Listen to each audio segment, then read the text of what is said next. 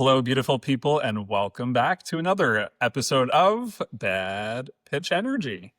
I'm joined by my partner in crime, as always, Robyn, here in the Bad Pitch Energy studio. What's up, Tom? How's it going? It's all right. It was another long week. February always is such a tough month. It doesn't matter, Right. like, I remember when we were teachers, Yeah. everybody always was like, February is such a long month. No, also for it being such a short month, But too. yes, and now neither of us are teachers, but February still sucks. Yeah, So I always know when you're busy because you just go radio silent me during the week. And you always know when I'm busy is when our Twitter goes radio silent for and the our week. Twitter was dry this week, and that's how I knew you had a week, Rob, Yeah. because if it's Tuesday through Thursday, I'm not posting anything. Right. But for you not to be posting anything and during the week means you were hard at work. I miss my baseball girlies. I'm sure you did. No, it was just a busy week for you. It was a busy week for me. We're drinking some Bellinis this week. Cheers. Cheers. But also I'll say there's nothing more humbling than going to a grocery store to pick up our drink of the week and not even getting carded anymore because they clocked my pain patch and said, yep, you're definitely over 30. No need. No need. I saw the sign. It didn't say over 21. It said over 30. Oh, wow. I was like, geez. Ooh, Jeez, we're getting old here. Yes, we are. We are, and we can't turn back time. But what we can look forward to is it is officially March, and we are now in the same month in which baseball is officially starting, and we're actually going to see a game today after we record this episode. Yeah, we're going to go to Daikin in a bit to watch some college baseball. Yeah. Did you hear that Whataburger is now in Daikin? I did, and actually, I'm a little bit disappointed. Yeah. And I'll tell you why. Number one, Whataburger has not been the same since they got bought out by private equity. As with everything, private equity ruins it. Number two, there is like a process to eating Whataburger, and usually that process is ordering your food and then sitting and waiting 35 minutes for that food. And then they give you a nice ice cold burger. Right. Now, I'm not shitting on Whataburger. It has its moments. I love a good Whataburger. But I can't see, not that I was at Shake Shack a lot at Daikin Park. I really never would eat there. But I would take a Shake Shack burger over a Whataburger any day. And I mean, the prices have also, I think, got leaked. And it's also $20 for a singular burger. It's crazy. So, no, thank you. I know there's going to be some out-of-town folks who are excited for that Whataburger. Yeah. So that saves it up for, that takes them away from the lines for the other food. Because I'm so excited because this year there's going to be a banh mi dog. And there's going to be brisket donuts. Yes. And a blooming onion. And the blooming onion. Do you think they'll have that tonight? They'll have some of these newer... I hope so. I really want to be able to try that brisket donut. And I mean, I think I made a joke about it, but y'all are going to have to start rolling me out of Daikin this year because I'm going to be putting on weight. I got you, Robyn. I got you. But I'm excited. I mean, next weekend, World Baseball Classic here at Daikin Park. And it's exciting. Baseball is officially here. I'm just ready to move forward to the start of the season. We're going to have our fantasy draft in the next couple of weeks. So lots of exciting things on the way. Yeah. When we were talking about doing this episode, though, we decided to make it a shit sandwich. And talk a little bit about what's been going on this weekend. Yeah. And I think there's just a privilege in being able to go about our day as normal and knowing that across the world from us, our tax dollars are going towards bombing innocent civilians just because our government wants access to oil despite whatever they say about liberation or whatever. We're not liberating shit. No, we're not. And also, this is just like Venezuela, where we're going to go in, we're going to topple the leader, and then, you all can just take things from here and stabilize yourself. That's not how these things work. No, but also what do you mean you're just kidnapping or assassinating world leaders without repercussions? There's what is international law if we're just going to break it and then never be punished for it? So I don't know. I know there are a lot of feelings Hmm. in regards to this, but baseball, I know for me, this past couple years has become a way to, like, escape the realities Yeah, of capitalism and fascism for a couple hours at least. totally. And that's what we hope this podcast will still remain. We obviously, like our last week episode, we will still talk about political issues, Yeah, yeah, but we do want a little bit of brevity at least. yes. But I mean, even in talking about the World Baseball Classic, several weeks ago, Marco Rubio released a list of prohibited countries that are not allowed to get visas to travel here, and several of those countries on that list are from teams that are playing the WBC. I think there should be repercussions, and we should honestly kick the US and Israel out of like international sporting competitions, including the WBC, FIFA, the Olympics, as a way to like you have these two countries like terrorizing the world essentially, and there needs to be sanctions starting to put on them because why are we allowing people to wear the flag of a country that's invading other countries, kidnapping world leaders, starving countries, starting wars, bombing? I don't know. This is just maybe I don't want to talk about this much. I don't know how much longer I'm going to talk about this, but it's just I know with like there was some like drama even about how like some of the hockey players this Yes. past week um were partying it up with Cash Patel Oh and my at the God. White House. And Yeah. it's just despite however much we want to separate sports from politics, Hmm. as soon as you put on that flag, as soon as you accept the invitation from the White House, you Yeah. are representing Yeah. that government. Yep. And yeah, the whole thing with the men's USA hockey Mhm. team, and they had a great Olympics gold medal winning team. Just weird vibes from like our government representatives Right. in Italy. Like you mentioned, Cash Patel, like There's she shotgunning a beer in the locker room with them. I'm so like, dude, weird. you are a grown So ass weird. man. You are the You're there. supposedly the leader of a government Yes, institution. you're there to the purpose of his trip was to oversee the security apparatus at the Olympics. I'm sorry, maybe I'm old fashioned, but I want someone who's overseeing the security apparatus to be sober and to not be shotgunning a beer in the locker room. So it's just No. weird vibes. But then even Mhm. the discourse with the women's Right. U.S. hockey Mhm. team who also won gold medal, the comments that Trump made to the men's team Right. on the phone and like essentially It's just the lessening their misogyny. importance, and it's I don't know, it's just we talk about how politics and sports are Mhm. always intertwined, and they are, but man, can't they be intertwined in a positive way every once in a while and not just like dealing with just the shittiness of human beings in some way, shape, or Right. form, and seeing kind of the worst of the worst be Mhm. magnified through some of this. And to your point about should teams be able to participate, and I look at the Olympics as a perfect example. I think Mhm. Russia is about to be back in the 2028 Right. Olympics, and it dawned on me. I said, wait. Russia was actually not banned because of war crimes. They were banned because of the doping scandal. Like that, it's actually crazy to think Mhm. about. That I assumed that they were, not participating because of human rights, but it was just because the letter of the law was that they couldn't, use performance enhancing Mhm. substances, They and were banned from FIFA for they were banned from Ukraine. FIFA. Are they back? Do you know if They're they're back not from back FIFA? from in Okay. FIFA. So certain Yeah. organizations, they've been banned specifically for the invasion of the Ukraine. Hmm. But Yeah.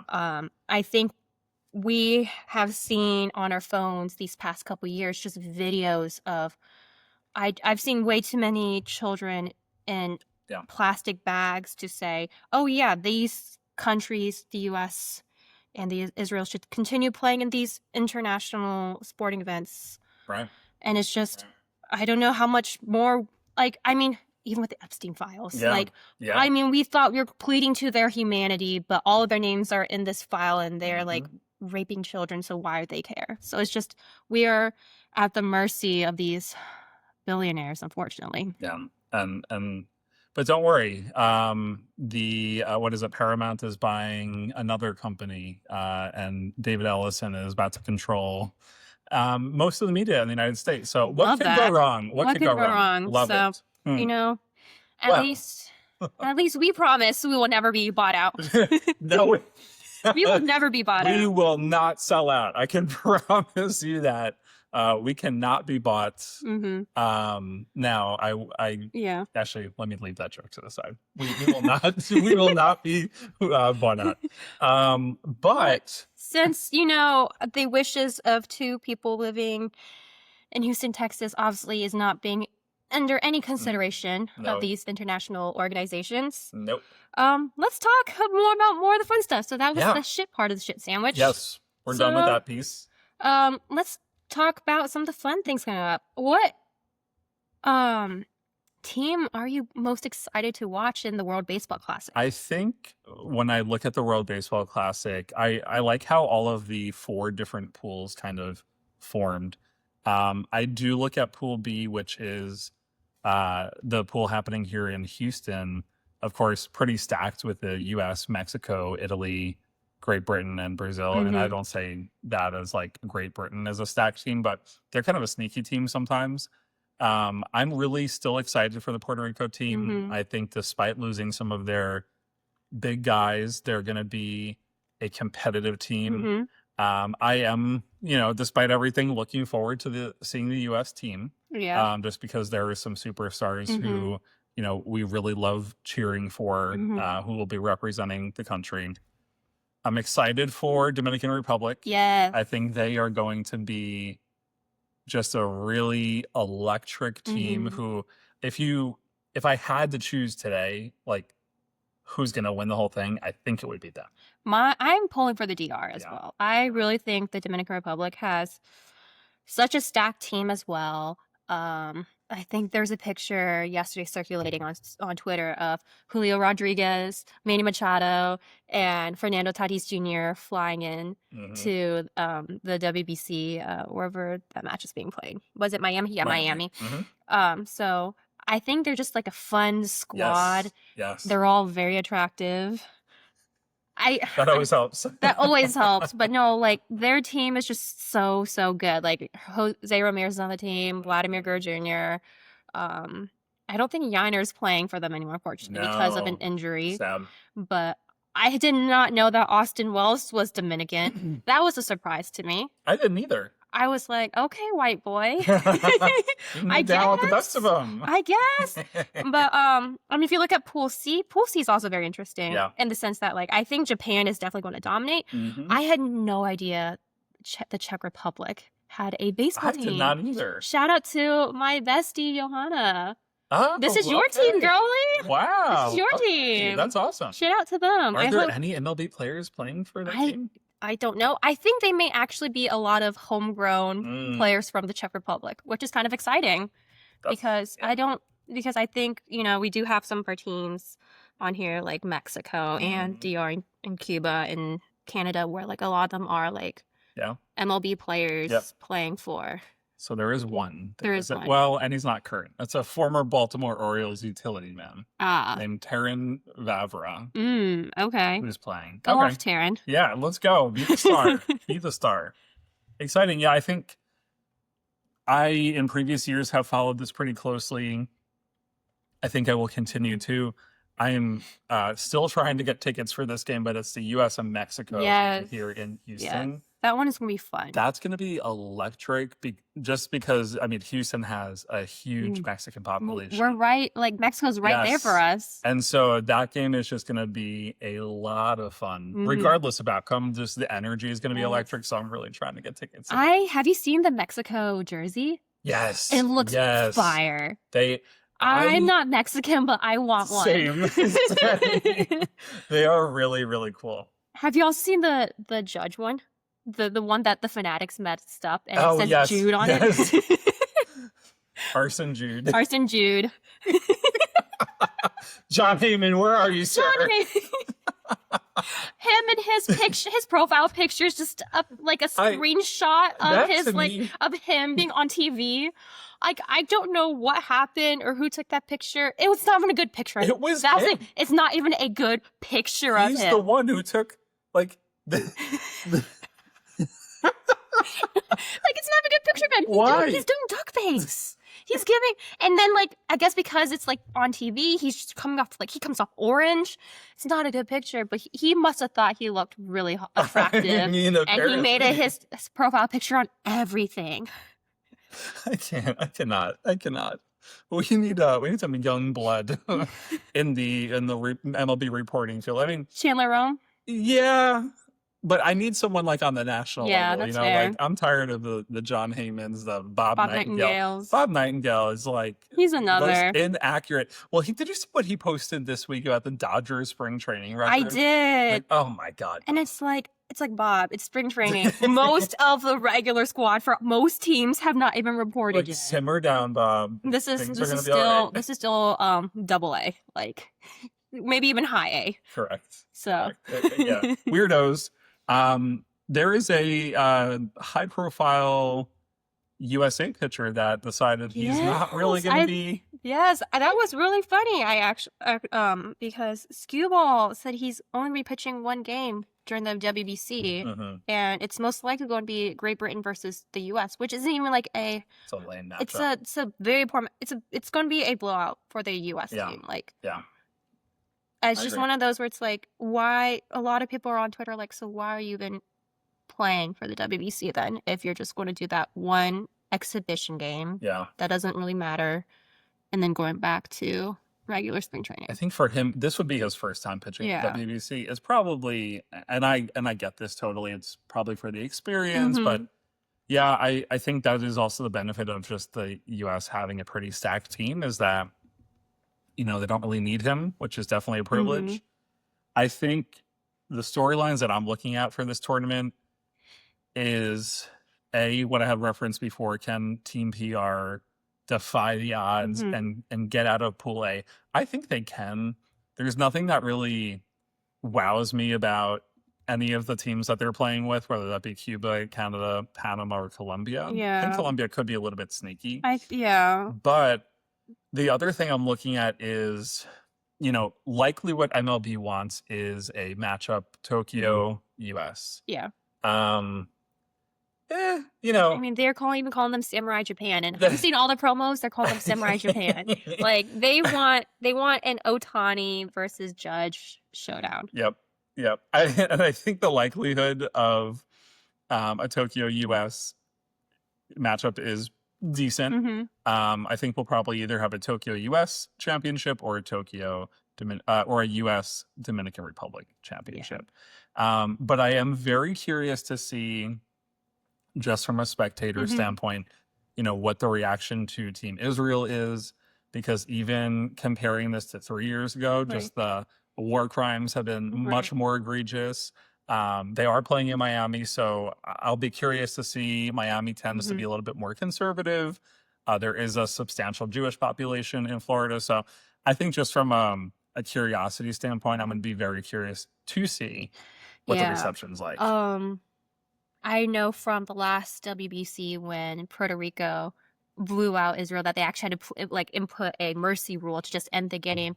I think a lot of the Puerto Rico fans in the stand were all holding Palestinian flags. They're like, this game was for you. That's right. Yeah.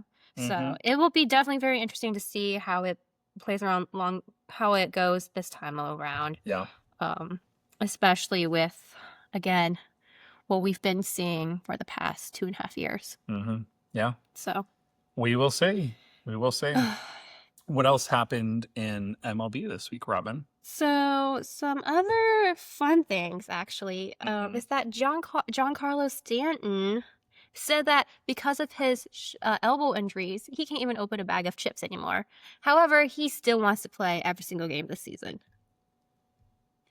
I just don't get it. I don't get it. I know at this point he's exclusively going to be pretty much in DH. Yeah. I think the Yankees, the fans have come to terms with that. What I don't understand is his aging process has been very interesting. He's had some really strenuous injuries, but if you are struggling with opening it, how are you going to grip a bat? I don't know. I mean, we could talk about like the mechanics of like a bag of chips, right? Like, actually, I'm proud of our bag of chips. Should we go? Yes, let's try it. Let's try it. Let's get a visual going here. Okay, so we have this bag of chips, right? Bag of chips. Honestly, these are also, sidebar, the best chip flavor from HEB. Sweet onion, they're so good. But like, okay, so like you're gripping one end, you're gripping the other end, right? Like, how, like, if you can't complete this motion, like, that means he doesn't have the grip strength in either of his hands, and like, and he can't pull. Like, he can't pull. So, yeah, it's. I don't know. It's just I appreciate the visual, but it's a little. It actually makes me a little bit sad. Like, I hate to see someone. You know, we think he's an old man. The man is in his 30s. Like, he's not old. Here. We're probably only a couple years younger than him. Right. But I mean, I hate that the sport it has taken such a toll on him. Yeah. That he is struggling to do that, and it just really makes me worry about his ability to play a full season, let alone a half a season of baseball for the Yankees. Right, but I mean, also, if the Yankees want to put him on their lineup 162 games this season, I am not going to complain. Hashtag run it back. Run it back. I mean, I feel like the Yankees right now, I think we talked about this as well, they are playing a lot on nostalgia. Oh, yeah. And Giancarlo Stanton is nostalgia. Yep. He was critical to their attempts in the postseason. Yeah. For many years, and seeing his decline has been a little heartbreaking. Yeah, it's sad to see. It's part of the, aging process as a professional baseball player, where, our brains are really warped in baseball speak, because in baseball, you're 38 and you're considered a relic. And in the real world, you are still in your prime. Like, you're not even 40. And so baseball kind of breaks your brain in that way a little bit. But it's also been really interesting to see, you just take like two of the, I almost said two of the elderly players in the game, but like you take Giancarlo Stanton, who is on the older side of the age bracket in baseball. And then you take Max Scherzer or Justin Verlander, who, I mean, it's not even an argument. Pitching is much more taxing on the body. And those guys are in their 40s and still like performing to a pretty decent level.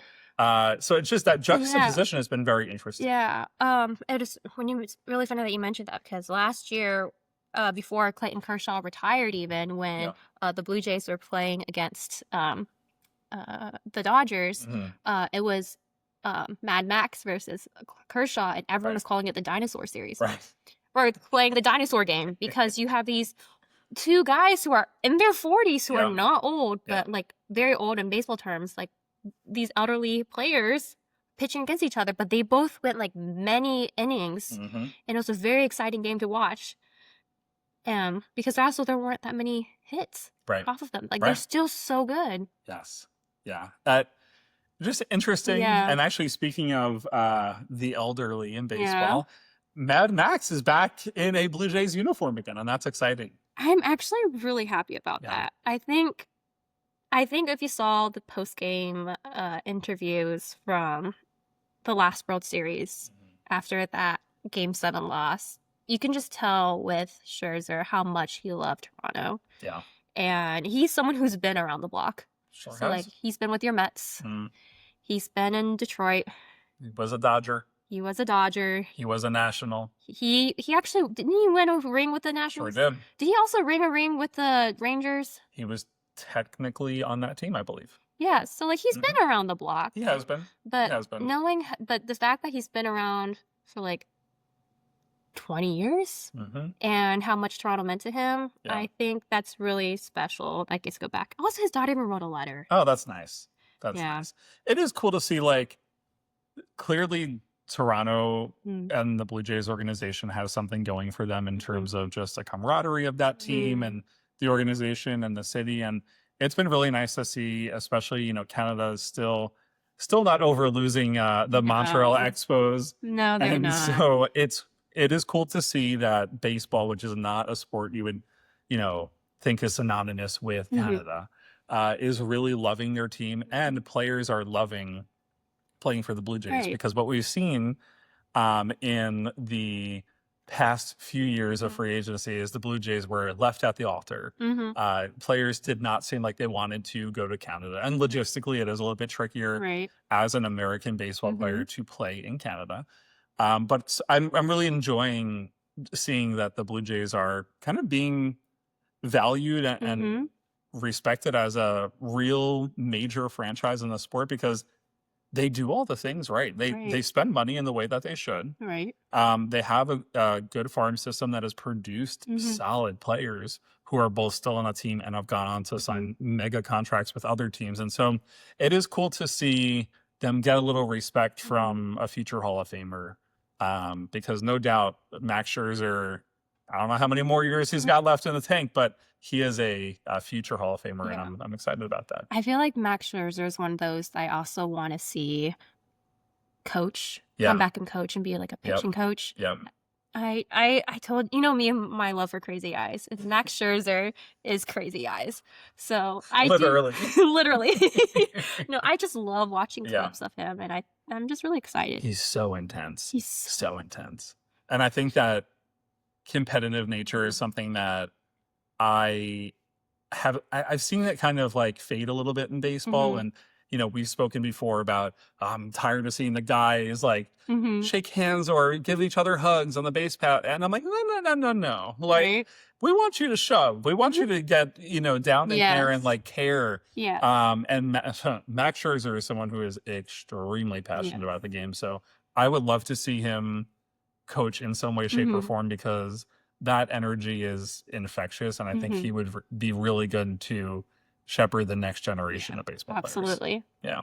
I mean, if we want to talk about pitchers, I think we also have a theme for our wild pitches of the week. Do you want to go first? Yeah, we I think what I'm tired of is I look at the upcoming baseball season. I'm tired of seeing a starting pitcher exit the game after 2 1/3 innings, and then you've got some Joe Schmo who's up from AAA, pitching the next 3 to 4 innings. And I'm like, I didn't come to the game to see you. I came to the game to see insert elite starting pitcher's name here. And I got to see him pitch for like 40 minutes. Like, what happened? Now, listen, I get injuries happen. They need to be pulled.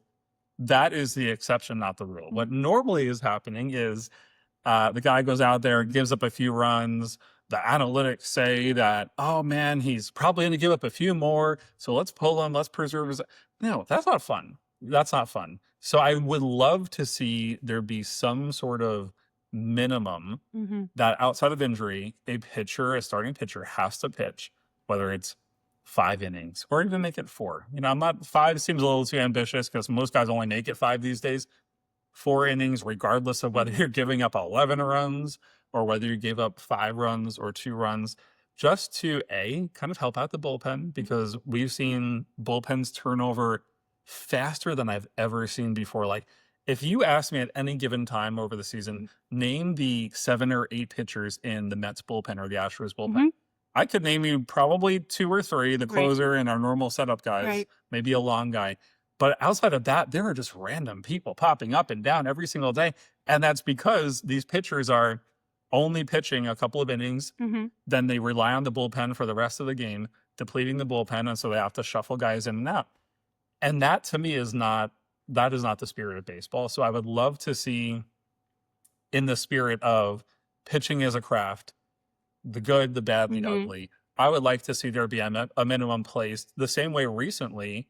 When the pitch clock was incorporated, MLB placed a minimum on when you do bring somebody in from the bullpen, a pitcher in from the bullpen, they do need to face a certain amount of batters. What used to be the case was you could bring in a guy who is a lefty specialist, bring him in for 1 at-bat, and then he's done. You're bringing in somebody else. That was lame. That slowed down the game big time. So I would love to see something a little bit similar put into place for starting pitchers. I mean, to be fair, I do understand, like, if you have if we're going to talk about recency bias, like, Max Fried giving up 7 runs to the Blue Jays, and was it game 1 or 2 of, I don't quite remember, of the ALDS. Like, let him pitch all 5 innings. Make him figure it out. Yeah. And chances are kindergarten chances are they do figure it out. If he's not injured, he's got to figure it out. Right. Yeah, I agree. So because there's also like just a psyche surrounding like you're pulled from the game after an inning, after you just gave up 7 runs, and you're going to spend the rest of the game kicking yourself. At least let him go back out and at least try and help his team stay in the game. Right. Like I feel like that's just one of those, like, as soon as you get pulled, like, they don't believe in you. Yeah. That's what's saying that they don't believe in you. And sure, maybe you'll give up 7 more runs. Right. But at least you went out there and you're like, I'm going to fix this and try to make it right. I agree. So I don't know. I agree with you. I think it's really frustrating to see starting pitchers get pulled so early sometimes just because they're starting to give up those runs. Well, and not to mention. Or like just even like a bullpen game. I don't want to watch. I hate bullpen games where they put one person for 1 inning. So boring. Then like I know for us we like to put Colton Gordon for like 4 innings and then lame. No, lame. I do understand with like the mechanics of 162 games a season. Right. You have to find some way of preserving all of your pitching arms. Yes, absolutely. But I do also like feel like you have starting pitchers for a reason. Correct. Use them. Correct. Agreed. Robyn, what is your wild pitch of the week? So, like I said, mine is also pitcher related, and I think it's going to be really similar to yours in the sense that I think we should also change how we count wins for pitchers, or at least make it more equitable for starting pitchers who don't always get that win despite having a really, really good game. Yeah. Because I think it sucks when you have your starter going like 0-0 all game. Like, the game scores 0-0 for like 6-7 innings. They finally pitched like 100 pitches. They're tired. You put in your bullpen, someone from your bullpen, and then all of a sudden that bullpen person gets the win because your opponent did the same, and like your team finally scored. You're in the lead. So your starting pitcher who did the bulk of the work doesn't get the win, but some rando who came in 7th, 8th inning got that W. Right. So I don't know. This is like no offense whatsoever to the bullpen. You're all very important people. You're all necessary for preserving our pitching arms. Right. However, I don't think you deserve getting that W if you only pitched 1 inning while your starting pitcher did 7 amazing innings. But because you finally scored 8th inning, you got that W. And in a way, it devalues kind of the stat of a win. Yes. And I think now, kind of to the point of what you were mentioning, Robyn, is when we look at elite starting pitchers, and when we look at, do we want to sign this free agent starter? We don't really look at wins anymore. We don't. We look at, ERA. We look at just literally strikeouts, like innings played. We look at so many other stats other than wins and losses, because of what you just mentioned. Is like there's no better example than when Jacob deGrom was on the Mets. Right. His raw stats were so beyond impressive. He just didn't get a lot of wins because the Mets would never score for him. Right. And so I do think, it's almost comical sometimes when you look at a box score for a game and you see, your starting pitcher pitched, 6 or 7, one run or no run ball and did great, struck out 9 guys. And the guy who gets a win is someone who's in for like 0.2 innings. Yes. Okay. So this is also very personal to me in the sense of like, how much we love fantasy. Right.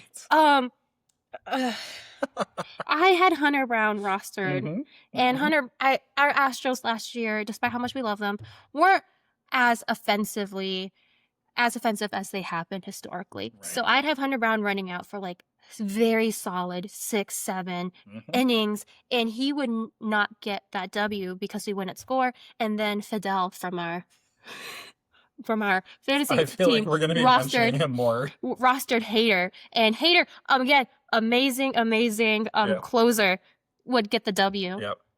Yeah, because that gets you more points. And since we had a points league, Fidel took my W for me, so he took my 20 points from me. How dare he? How dare you, Fidel? Well, that's what I'm saying. Like, so I just want wins to again mean something. Agreed. I hear that. Right. I mean, losses, they count losses so easy. Oh, yeah, they do. They'll make sure you get that L, but they won't always make sure you get that W. We could change that in the league. I know the commissioner, so.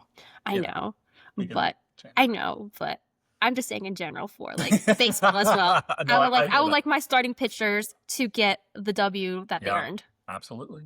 Because I don't want to go to the guy who came in 6th inning I agree. It's silly. It is silly. and like I know we say no name, but sometimes it is some guy from AA, Mm-hmm. from AAA who come up And good for them. What Good an for ego boost that them. must be. I know. Have that W next to their name, but at the same time, like you struck out 3 pitchers. Congratulations. And that, 3 listen, batters. at the end of You the struck out day, 3 people. Congratulations. that But doesn't you help did- when you're riding the Greyhound bus back to Birmingham, Alabama, or whatever it is, like to go to your AA team. But Yeah. oh boy. Yeah. Well, I think that does it, Robyn. Please tune in next week to know if Robyn got her, what is it, the banh mi hot dog? The banh mi dog or a brisket donut. And I am selfishly hoping that the El Tiempo Margarita stand is open today. Yes. I know we've been drinking our First one of Bellini, but 26. We will see. nothing hits like that El Tiempo. Sure does not. But as always, thank you for listening to this episode of That Pitch Energy. Like I mentioned, we'll be back next week for a season preview, for all of our things. And that's about it. That's all I have. All right. We'll catch you next time. Bye. Bye.